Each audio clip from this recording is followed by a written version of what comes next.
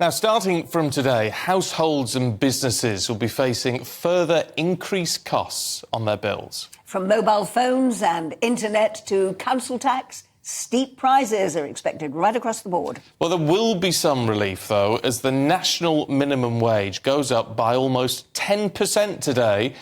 But the increase, of course, is going to barely compensate for inflation, which has continued rising. Let's talk to the writer and broadcaster David Oldroyd-Bolt, who's here in the studio. Good to see you. Good morning. This morning. Look, let's talk about the increased costs to begin with.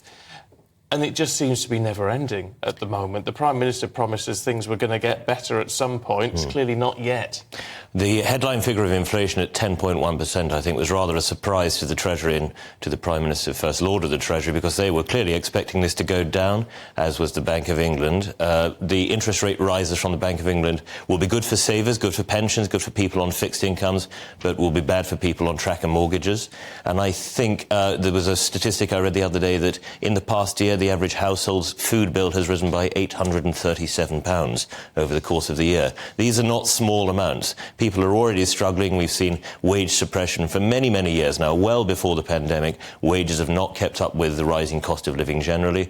I think there's got to be some kind of real plan from the Prime Minister as to how we get growth, which is the only way that you're going to get rising wages, which is the only way people are going to feel the strain rather less. And with the recent news that council tax is going up across the country, I think there's going to be a great questioning from people about what value for money they're getting from their local authorities. But what opportunity is there for the government to do something? I mean, they did their best with the energy bills, didn't they, by giving everybody that £67 every month that was extra.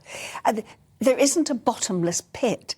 No. So at what point does the government have to say, enough is enough? Well, I wouldn't say that the government should be giving subventions or that it should be giving subsidies or that it should be handing over cash. I would say that the government ought to try to create an environment in which enterprise is possible, in which businesses want to come here and create more jobs, in which businesses that already exist can see their way to expanding, to paying their workers better. And I would say that that comes about through lower taxation, through a lower burden of regulation, and through a general easing of business conditions, which unfortunately we don't seem to have seen over 13 years of a predominantly Conservative government. Well, we've seen the opposite in the last budget, haven't we? Yes.